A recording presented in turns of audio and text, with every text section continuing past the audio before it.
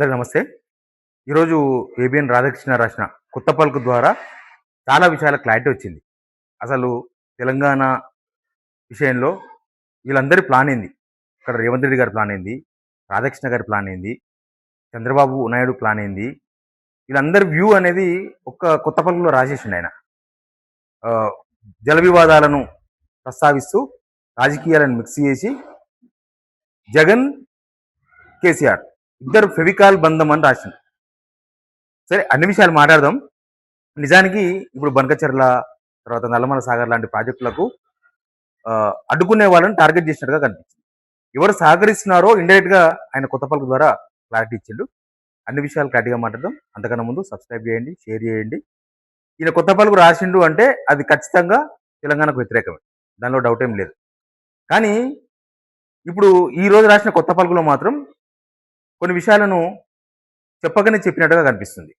ఆయన రాసిన కొన్ని పాయింట్లను మాత్రమే నేను ప్రస్తావిస్తా.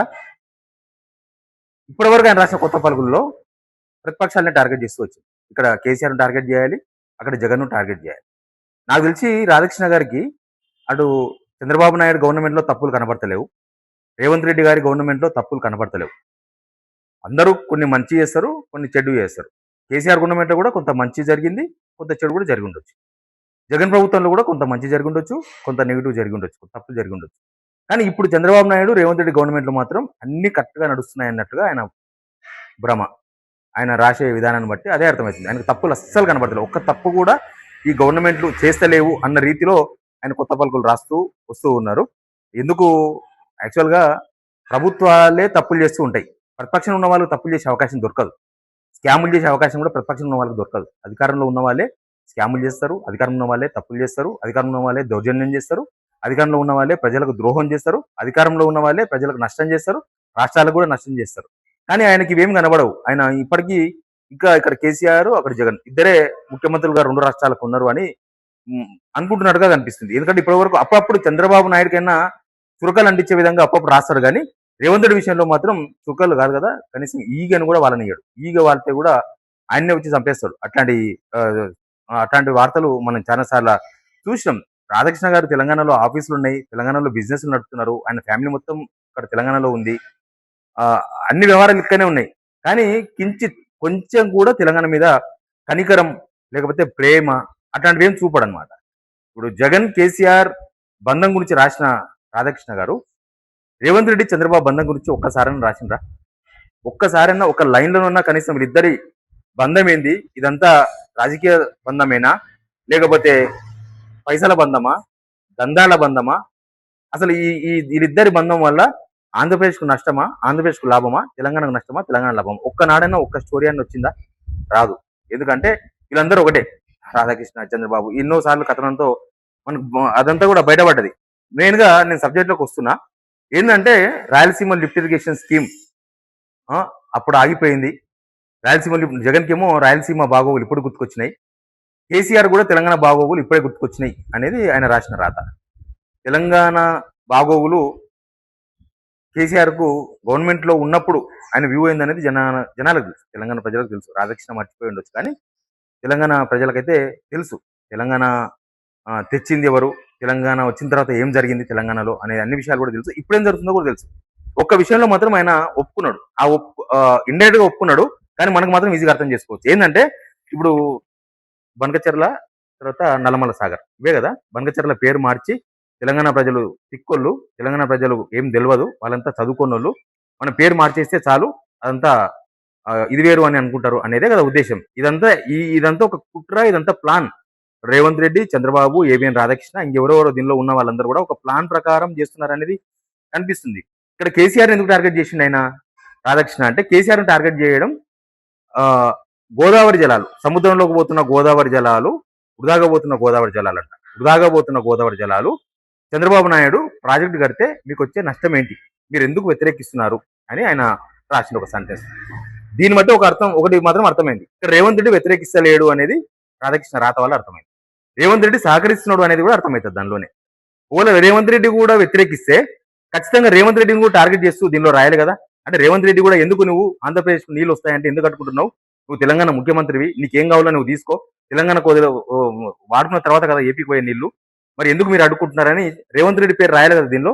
ఎక్కడ ఒక్క అక్షరం కూడా రేవంత్ రెడ్డి లైన్ రాయలేదంటే దానికి అర్థమైంది రేవంత్ రెడ్డి తెలంగాణ నీళ్లను, గోదావరి నీళ్లను ఏపీకి చంద్రబాబు నాయుడు తీసుకుపోవడానికి సహకరిస్తున్నాడు. చాలా క్లియర్ గా రాసిండు ఆయన. ఈ ఈ విషయం ఒప్పుకున్నాడు. ఇక రేవంత్ రెడ్డి ఎప్పటి నుంచో సహకరిస్తున్నాడు. మనకు ఆ విషయాలను కూడా తెలుసు కదా. లాస్ట్ ఢిల్లీలో జరిగినప్పుడు బంకచర్ల మీద డిస్కషన్ జరగలేదని బయటకు వచ్చి మీడియాతో చెప్పిండు. వెనుకనే ఏపీ మినిస్టర్ వచ్చి లేదు దాని మీద చర్చ జరిగింది, త్వరలో మీటింగ్ పెట్టబోతున్నాము, 2 రాష్ట్రాల ఆఫీసర్స్ మీటింగ్ ఉంటుంది, కమిటీ ఉంటుంది అని చెప్పిండు ఆయన. ఇదంతా అబద్ధం అన్నారు.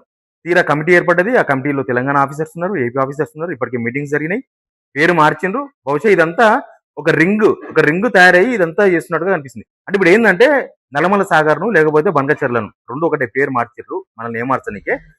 ఇందులో కేసీఆర్ వాళ్ళు వ్యతిరేకించొద్దు, కేసీఆర్ వ్యతిరేకించొద్దు అనేది ఈయన పాయింట్.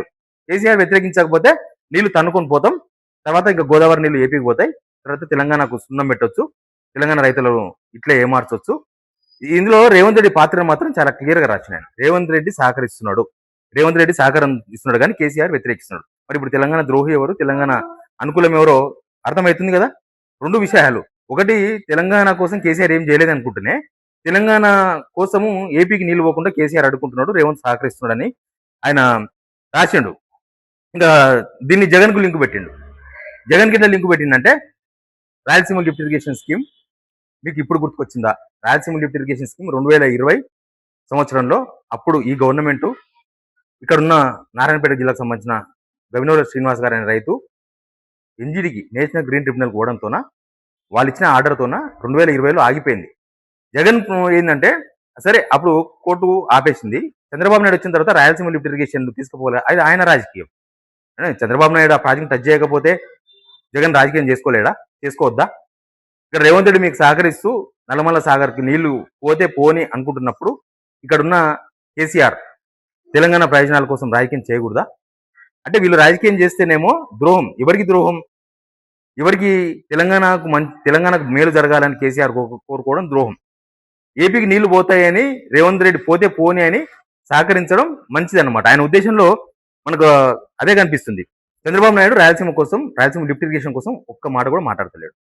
అప్పుడు మరి జగన్ రాజకీయం చేసుకోడా? జగన్ ప్రతిపక్ష నేతగా ఇంట్లో కూర్చుంటాడా? ఆయన పని ఆయన చేసుకుంటాడు కదా.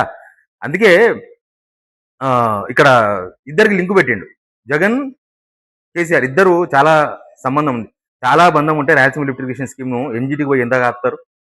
సహకరిస్తారు కదా, వాళ్ళు కూడా సహకరిస్తారు. మరి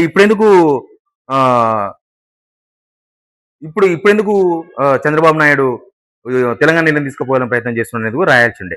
ఇంకోటి ఏంటంటే జగన్ ను తెలంగాణ ద్రోహి అని అంటలేరు, చంద్రబాబు నాయుడు మాత్రమే టార్గెట్ చేస్తుంది కేసీఆర్. ఆయన మాత్రమే తెలంగాణ ద్రోహే అంటున్నాడు. తెలంగాణ ఏర్పాటు విషయంలో జగన్ ఏం చేసిండు, చంద్రబాబు ఏం చేసిండో తెలుసు కదా. జగన్ సమైక్యాంధ్ర, తెలంగాణ విభజిస్తారా, రాష్ట్రం విభజించారా మీ ఇష్టం, మీరు ఏం నిర్ణయం తీసుకున్నా సహకరిస్తాను. చంద్రబాబు నాయుడు తెలంగాణ విభజించొద్దు, తెలంగాణ విభజిస్తే రాజకీయాలు అట్లయిపోతాయి, మేమందరం వెళ్ళిపోవాల్సి వస్తుంది, హైదరాబాద్ మాకే ఉండాలి, హైదరాబాద్ లేకుండా తెలంగాణ ఇవ్వండి, ఇట్లాంటివన్నీ చాలా చేసారు కదా. ఇక్కడ అమరవీరులు చాలా మంది పిల్లలు జన్మకు కారణం ఎవరు? ఇదే కదా. పార్టీలకు అతీతంగా అందరిని ఏకం చేసింది ఎవరు? చంద్రబాబు నాయుడు కదా. ఆంధ్ర వాళ్ళందరినీ ఏకం చేసింది. ఇక social media, Jagan social media BRS కు సహకరిస్తున్నారు. అసలు ఇక్కడ మాదాపూర్లో Revanth Reddy social media office లో నారా లోకేష్ వాళ్ళ ఆఫీస్ కూడా ఉంటుంది. నారా లోకేష్ ఆఫీసే Revanth Reddy social media office, తెలుసా అందరికి? నారా లోకేష్ ఆఫీసే చంద్రబాబు నాయుడు వాళ్ళ ఆఫీసే రేవంత్ రెడ్డి ఆఫీస్. మాలాంటి తెలంగాణ కోసం పనిచేసే మాలాంటి ఛానల్ కూడా స్ట్రైక్ కొడుతున్నది ఎవరు? మీ వాళ్ళు కాదా? మీ టీడీపీ వాళ్ళు కాదా? ఎక్కడనో వేరే దేశం నుంచి, ఉగాండా నుంచి టీడీపీ ఉగాండా యాక్టివిస్టులు స్ట్రైక్ కొడతారు, రిపోర్ట్స్ కొడతారు మాలాంటి తెలంగాణ ఛానల్స్ ని. ఎందుకు? అసలు మీకు తెలంగాణ వ్యతిరేకులు మీరు అందరు కాబట్టి తెలంగాణ ఛానల్స్ ని స్ట్రైక్ కొడతారు. వీళ్ళ సోషల్ మీడియా ఉండొచ్చు, సహకారం ఉంటే ఉండొచ్చు, ఇక్కడ ప్రతిపక్షం వాళ్ళక్కడ ప్రతిపక్షం అంటే రేవంత్ రెడ్డి చంద్రబాబు ఏమో కలిసి తిరగొచ్చు, కలిసి ఉండొచ్చు, కలిసి తెలంగాణకు ద్రోహం చేయొచ్చు, కానీ వాళ్ళిద్దరు మాత్రం కలిసి ఉండకూడదు అంటుంది మన రూల్. రాజకీయాల్లో మిత్రులు ఉంటారు, మిత్రుడు శత్రువు అవుతాడు, శత్రువు మిత్రుడు అవుతాడు. మీ శత్రువు ఆయనకు మిత్రుడు కావచ్చు, ఆయన మిత్రుడు మీకు శత్రువు కావచ్చు. ఎనీవే, కొత్త పలుకు ద్వారా ఆయన చెప్పదలుచుకున్నది మాత్రం very clear, simple line. AP నీళ్లు తీసుకుపోవడానికి రేవంత్ రెడ్డి సహకరిస్తున్నాడు, కేసీఆర్ వ్యతిరేకిస్తున్నాడు. ఎందుకు అని రాశాడు. దీనికి మీ కామెంట్ కూడా కింద కామెంట్ బాక్స్ పెట్టండి ప్లీజ్. సబ్స్క్రైబ్.